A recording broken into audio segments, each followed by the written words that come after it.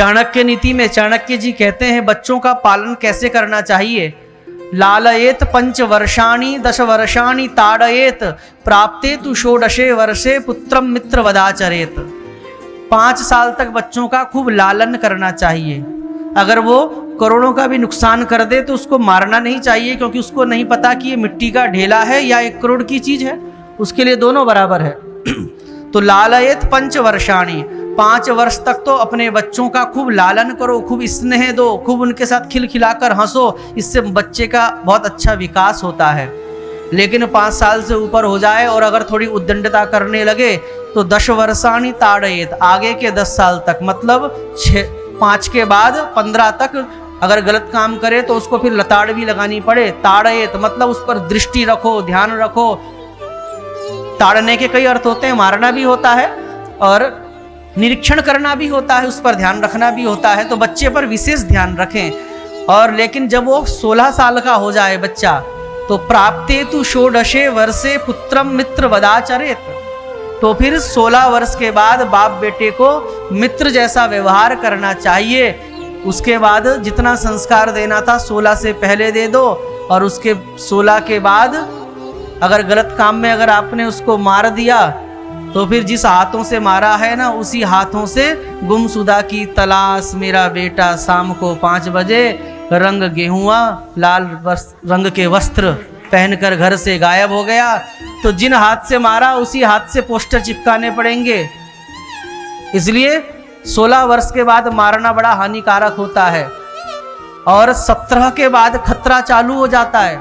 बच्चा जब 17 साल का हो जाए तो उस पर विशेष दृष्टि, बहुत युक्ति से समझाना पड़ता है। मारोगे तो दिक्कत, ज्यादा लाड़ लड़ा लिया तो दिक्कत। तो 17 के बाद खतरा चालू, क्योंकि वो उम्र ऐसी होती है कि बच्चे उस समय गलत मार्ग को पकड़ने के बहुत बड़े चांस होते हैं। इसलिए उस समय अपने बच्चों का बहुत ध्यान रखिएगा। आजकल देहरादून जैसी जगह में भी सूंघने वाला नशा इतना व्यापक हो गया, बहुत दुख होता है।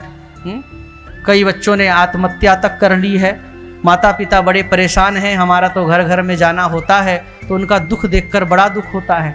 तो इसलिए अपने बच्चों को विशेष रूप से 15, 16, 17 साल से लेकर लगभग 22, 23 साल तक बहुत संभाल कर रखिएगा। नाजुक रतन की तरह बड़े जतन से ध्यान रखिएगा। कब वो दूषित हो जाएं, कब वो मैले हो जाएं, आपको पता नहीं चलेगा। और जब तक आपको पता चलेगा तो वो इतने आगे निकल चुके होंगे कि अगर वो चाहें कि हम वापस लौट जाएं, ये तो गलत मार्ग है, लेकिन वो चीज़ जब उनके स्वभाव में आ चुकी होगी तो फिर वो उस मार्ग में चाहकर भी वापस लौट ना पाएंगे। परिवार की सारी शांति भंग हो जाएगी। इस चीज़ का विशेष हमने ध्यान रखना है। इसलिए कोई गलत चीज बच्चों का स्वभाव ना बन जाए। मैं बार बार व्यासपीठ से कहा करता हूं, अगर बच्चों में कुछ अवगुण अगर शौक से आ जाएं, उम्र के हिसाब से कई शौक होते हैं, शौक से आ जाएं तो शौक में आई हुई चीज प्रवचन के माध्यम से, माता पिता के समझाने के माध्यम से छूट सकती है, लेकिन स्वभाव में आई हुई चीज फिर नहीं छूटती। शौक में आई हुई छूट सकती है, लेकिन स्वभाव में जब वो गलत व्यसन जब नेचर में आ जाएंगे, स्वभाव में आ जाएंगे, न तो प्रवचन का कोई लाभ मिलेगा, न माता पिता के समझाने से वो बच्चे समझ पाएंगे। इसलिए बस शास्त्र की पद्धति के अनुसार निरीक्षण करते रहिए। मोबाइल का जमाना है, क्या पता बच्चे क्या देख रहे हैं। शक करिए, ऐसा मैं नहीं कह रहा हूँ, लेकिन निरीक्षण तो कीजिए ही। निरीक्षण तो करना ही पड़ता है। जैसे कुम्हार जब मटका बनाता है तो अंदर से हाथ घुसा लेता है ऐसे आकृति देने के लिए, क्योंकि अंदर से अगर गोलाई नहीं आएगी, अंदर से आकृति देता है, बाहर से थप थप थप थप करके मारता रहता है। वो मारना नहीं है, वो मारना तो उसको सुंदर आकृति देना है। उसी प्रकार से शास्त्र कहता है, यन्नवे भाजने लग्नः संस्कारो नान्यथा भवेत। आप भी बच्चों को अंदर से प्रेम भी दीजिए, बाहर से थप थप थप थप करके उनको सुंदर आकार भी दीजिए, उनका निरीक्षण कीजिए। क्योंकि अगर कच्चे घड़े में अगर आपने कोई चित्र बनाया हुआ है, कुम्हार कच्चे घड़े में जब चित्र बनाता है, अगर उसे वो चित्र पसंद नहीं आया तो उसको मिटाकर दूसरा चित्र बनाता है, दूसरा पसंद नहीं आया तो फिर मिटाकर तीसरा चित्र बनाता है। लेकिन अगर उसने एक बार घड़े को पका दिया और पका के घड़े को बाहर निकाला और अब वो सोचे ओहो ये चित्र बढ़िया नहीं बना, अब इसको मिटा के दूसरा चित्र बनाता हूँ, घड़ा फूट जाएगा, घड़े का अस्तित्व समाप्त हो जाएगा, घड़ा मिट्टी में मिल जाएगा, लेकिन वो चित्र वो मिटेगा नहीं, वो चित्र मिटा नहीं सकता। उसी प्रकार शास्त्र कहता है यन्नवे भाजने लग्नः संस्कारः नान्यथा भवेत। जो संस्कार आपने छोटे बच्चों के अंदर डाल दिए वो कच्चे घड़े हैं, वो कोरा पेज हैं, वो कोरा पन्ना है। जैसी मर्जी संस्कारों की पेंटिंग बना लो और बाद में आप सोचो कि बाद में हम बढ़िया पेंटिंग बनाएंगे। आप तो जॉब में ही लगे हुए हैं, सबको जॉब का नशा लगा हुआ है और पैसे तो बढ़िया आ रहे हैं, लेकिन बच्चों की उम्र निकलती जा रही है।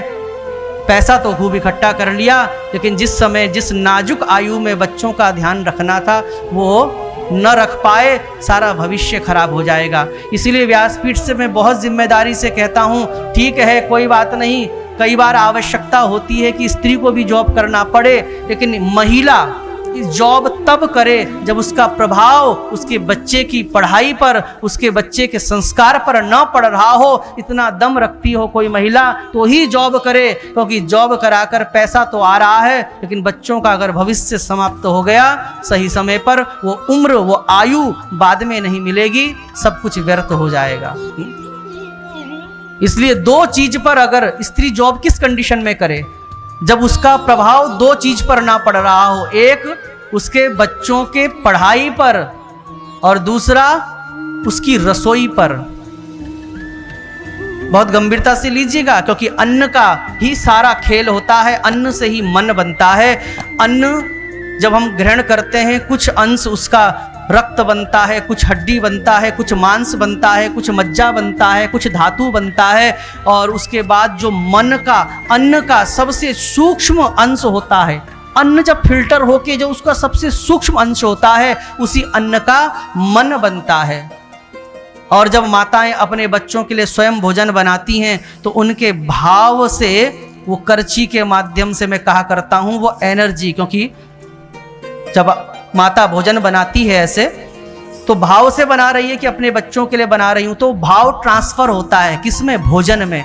इसलिए वो भोजन में स्वाद भी होता है और उस भोजन से भी बच्चों के अंदर भावनाओं की मात्रा बढ़ती है। चीनी खाओगे तो मुंह मीठा होगा, नमक खाओगे तो मुंह नमकीन हो जाएगा। तो वैसे ही आपका भाव जो है वो उस पदार्थ में आ जाता है, सब्जी रोटी में आता है, उसके माध्यम से आपके बच्चों में भी भाव की गुणवत्ता बढ़ जाती है।